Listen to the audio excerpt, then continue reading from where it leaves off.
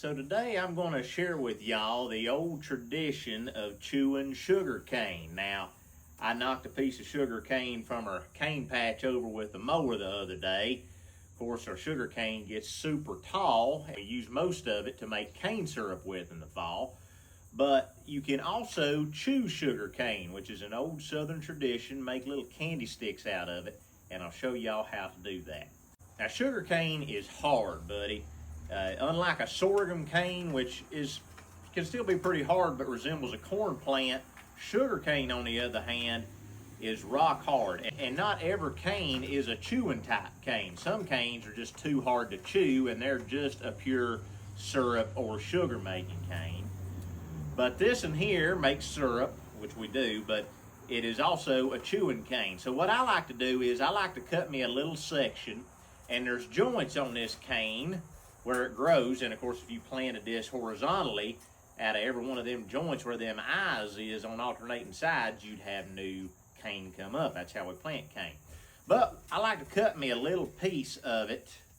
And like I say, it is hard, so be careful when you're doing this. And then you chewed piece last year. What you can do is just score it and then break it off. But you can also, you just take a set of shears, loppers, or a machete, cut it. Of course, we'll use a cane knife to cut the top of it out when we go to harvest all of it to make syrup out of. But if you just got a pocket knife, you can just score it and then break it off. Papa, what did you find? A leaf?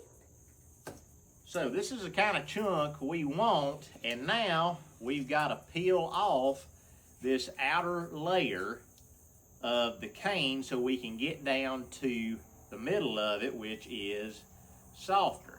So again, cane's hard, so just be careful when you're doing this and just carve that outer skin off.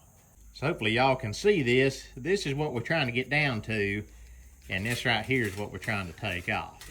Dada, what happens when sharks are... Now this used to be a pretty common sight, these sugar cane pieces. A lot of old country stores and hardware stores would have them up at the front, and you could buy them. And it's a special treat, but you don't hardly see that much anymore. Piece right here. Now, when we get it down like this, I mean, you can gnaw on it like that, but to make it a little easier to chew on, especially for my girls, I like to cut it in little rectangles. So I'll cut it in half that way, and then I'll cut it in half this way.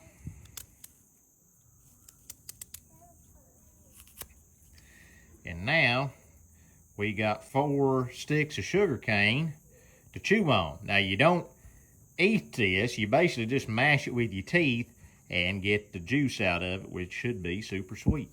Now you gotta remember, this is an old southern tradition, cause back in the day, youngins just didn't have access to candy and sugary stuff all the time like they do now. You know, it wasn't a store on every corner and M&Ms at the front of every store that you went into. For a youngin to get something sweet back in the old days that was a big deal. That was a real treat. And so to chew on some sugar cane, boy, that was something that the youngins looked forward to. And again, you basically just mash it with your teeth and get the sugar out of it. And like I say, 99% of our cane we use to make cane syrup, which is another old southern tradition, making cane syrup to use as sweetener. You can put it on pancakes, cat head biscuits, cornbread. You can use it in stuff when you're baking. We'll show y'all how we do that. But old timers would always leave a few sticks to chew on, especially when they're sitting around the fire. Something special, because you didn't get pure sugar the rest of the year like youngins do now. We try to keep old traditions alive, and we've got 3 rows of sugar cane that'll be, well, it's already probably 9 foot tall, some of it now here in South Carolina. So We'll of course use it to make cane syrup, but if I knock any other stalks over with the lawnmower, we don't let it go to waste. We can either plant it or chew on it, and it sure is good. Just don't chew on any of this before you go into the doctor and have your blood sugar checked, because they'll have you on every medicine known to man if they check your blood sugar after you've been chewing on some cane. Now another way to do it is you can leave your little handle down here and then just peel off the skin on the part below it to bite into your cane with.